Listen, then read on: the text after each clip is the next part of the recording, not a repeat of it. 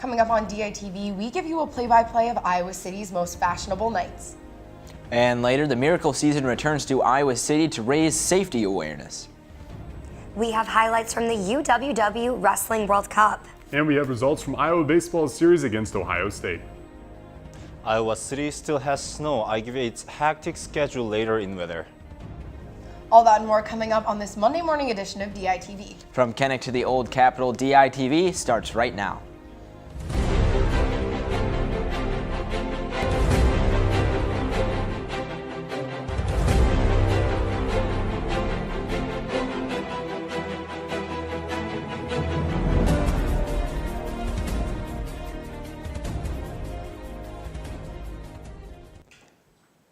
Good morning and thank you for tuning in. I'm Becca Scadden. And I'm Bo Bowman. We start off this live broadcast with an Iowa City weather update. Iowa City hasn't seemed to have quite figured out that it's spring yet, and it's affecting the area more than you might think. Let's toss it over to Junior Kim in the weather studio with more. That's right, guys. Weather like what you see behind me. Yesterday, we could see snowfall in a way to mid-April, which was pretty shocking. And homeless shelters across eastern Iowa were busy to prepare for this cold weather atmosphere. The overflow shelter closed last month already since spring has not been as warm as people hoped. Waypoint Services says there's a total of 17 cots at 4 local shelters to help keep people from sleeping outside. But they recommended people use them as a last resort. Besides that, unfortunately, Iowa City's shelter house also can't reopen its emergency winter shelter, and for solution at this moment, they're letting people sleep on the floor in the lobby to keep warm as much as possible. Now to our forecast. Yes, we saw snowfall in Iowa City. I didn't want to believe it, but still. Other snow forecasts are expected for this morning. Few snow showers are expected around 9 and 11 a.m. So don't be so surprised even though you see snowfall today. The temperature will stay around mid-30s throughout the day. Now let's head over to our spectacular Iowa City's extended forecast. Tomorrow we're looking at partly cloudy skies with the temps reaching high of 48 and low of 35 degrees. Tomorrow will not be cold as much as today, still be chilly. On Wednesday, the temps will start to dramatically increase to mid-60s with some clouds.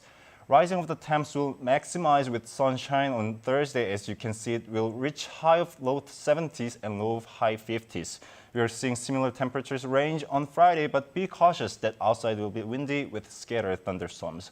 And on Saturday, unfortunate for spring lovers, we are expecting extreme minus of degrees as the temps will reach high in low 40s and low in mid-20s.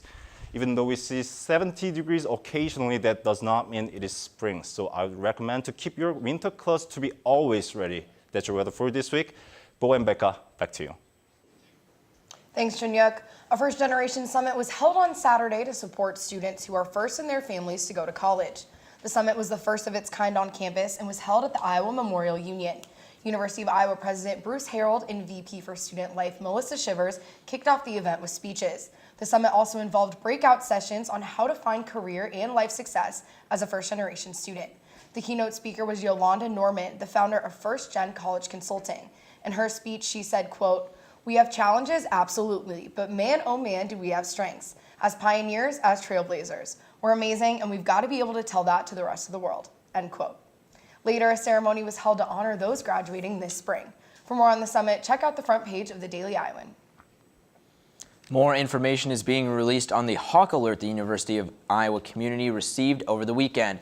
Police have taken a suspect into custody for the sexual assault that took place in Slater Hall early Sunday morning. Detectives interviewed the suspect, who was described as a white male in a Hawaiian shirt. UI public safety officers have confirmed that there was only one victim. And Bo, April is Sexual Assault Awareness Month, and community members held a march to end rape culture on Saturday. The event was organized by the Rape Victim Advocacy Program. A small but passionate group held a rally at the College Green Park. Sexual assault survivors gave testimonies before the group marched down Washington Street. The event was part of a larger national march that will be held in Washington, D.C. on April 21st. Events for Sexual Assault Awareness Month will take place throughout April, with the Take Back the Night rally on the 24th. This past weekend, the UI community members gathered at the IMU to attend the 9th annual Walk It Out Multicultural Fashion Show. The theme for this year's show was Around the World, which showcased different minority groups here on campus. And here in our segment studio with more is DITV News reporter Kaylin Cluck. Kaylin. That's right, guys. Models arrived at the IMU early Saturday morning to prepare for the highly anticipated show. The show showcased 7 different minority groups here on campus, including East Asia, LGBTQA, Latin America, hip hop, Africa, Middle East, and South Asia. Each group told their cultural stories on stage through music, dance, and fashion. However, the event served as more than just a fashion show, as many groups use this platform to display advocacy and cultural pride.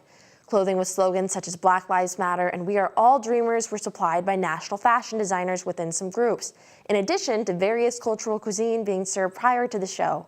Walk It Out's proceeds go to different HIV/AIDS clinics within the community, with the primary mission being to communicate UI faculty, students, and staff, as well as the greater Iowa City area about the variety of cultures that are flourishing in our own backyard. Becca, Bo, back to you guys at the desk.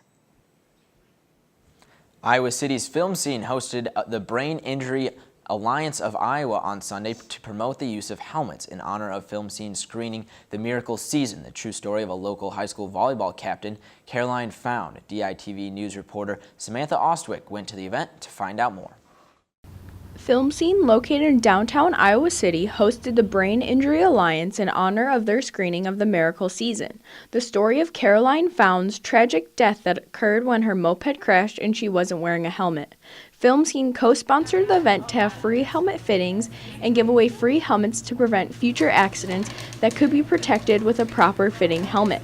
Director of Development Jen Knight spoke to me about the importance of helmets. The most important thing you can do to prevent brain injury or even death when you're riding a bike or you're riding a scooter is to wear a helmet. So at the Brain Injury Alliance of Iowa, we're really interested in preventing brain injury because it's the only way to cure brain injury is to not get one in the first place. When finding the perfect fitting helmet, you want to check that it doesn't rock forward, backwards, or side to side. The helmet should sit 2-finger width above the eyebrow, and the strap should be snug yet comfortable. Remy's parents were happy when they found the right fitting helmet for their daughter. Heard through her contact, which is Kathy Brezhnahan, Caroline's coach, that this was going on and Remy needed a helmet. I thought it'd be great to come down and find a good helmet. Film Scene will be donating a portion of the ticket sales from the film to the Brain Injury Alliance of Iowa. From Film Scene, I'm Samantha Ostwick for DITV News. Iowa baseball overcome that weather that we talked about earlier and got their series in against Ohio State. Crazy seeing snow in April. Baseball and snow, definitely not what you normally expect, but let's toss it over to the sports studio with more on that, guys. Yeah, lucky for me, I wasn't out there in the cold weather. I was at home watching the Masters, seeing Patrick Reed take home the green jacket. It was exciting, and luckily for the golfers, it was much warmer down in Georgia than it was here in Iowa City. And speaking of Iowa City, we played host to one of the biggest international wrestling tournaments in the world this weekend. The UWW World Cup was held in Carver Hawkeye Arena, where the Team USA dominated the field, taking home the gold medal. The United States won their 3 duels to make it to the gold medal round, where they wrestled Azerbaijan. But Azerbaijan was no match for the United States, who won 6-4 thanks to wins from Kendrick Maple, Logan Stever, Jordan Burroughs, Kyle Dake, David Taylor, and Kyle Snyder. This marked the first time Team USA had won a World Cup since 2003. Yeah, team did a great job. Wrestled hard. We knew Azerbaijan was going to be very good, and we knew it was going to be a tough match, and it was. I think our guys wrestled pretty well, and yeah, I'm real happy. I'm happy for them, and happy for USA to bring the cup back.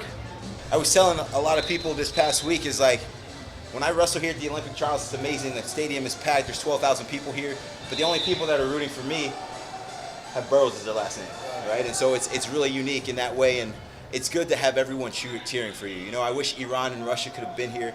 It was very important for us to have those guys compete here, especially with Iran being the reigning champs for, I believe, 5 years in a row. But, you know, we did what we can, and we were prepared, and we were here, ready for this moment, and I think we're going to be able to pull it out tonight. This is a crazy atmosphere.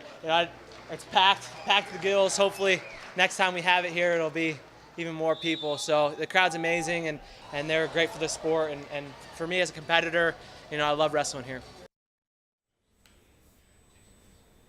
Tune in tomorrow as DITV's wrestling reporter Bo Bowman will have more from the UWW World Cup.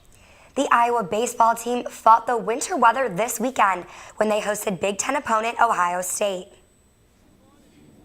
In Saturday's doubleheader, the Buckeyes took game 1 2-1, but Iowa came out swinging in the second game and got the win 9-5.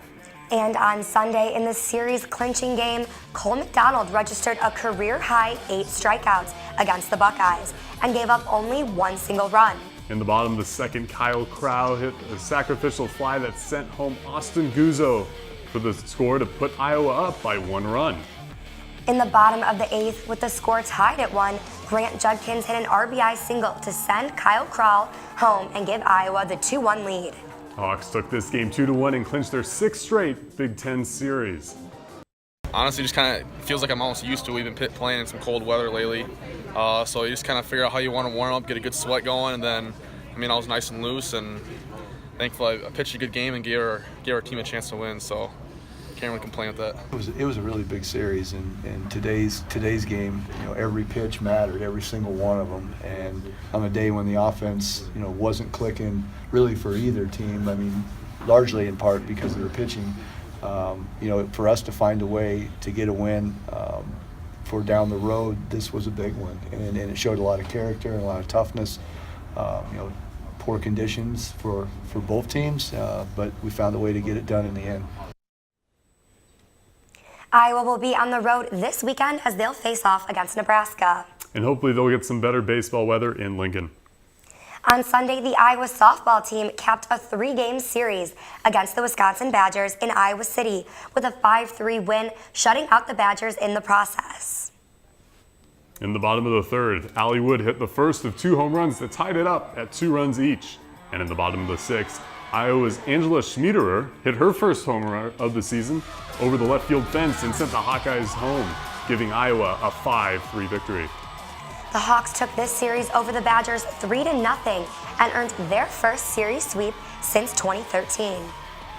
I was excited that we were able to get that done today. We haven't swept teams in a while, and to sweep a good Wisconsin program, that's not easy to do. And they came out ready to fight and battle today, and we knew that we'd have a battle on our hands. And we stepped up, took a couple of blows, but then we punched back and got the knockout punch there in the 6th inning with the 3-run home run. Like the baseball team, the softball team will head to Lincoln where they'll face the Huskers in a doubleheader this Tuesday. That's all from us today in the sports studio. But be sure to tune in tomorrow for more from the UWW Wrestling World Cup. Guys at the desk, back to you. To end the show, we have a fun update about one of our former DITV members. You longtime viewers may remember Keaton Fuller, a producer and anchor who graduated during the winter of 2017.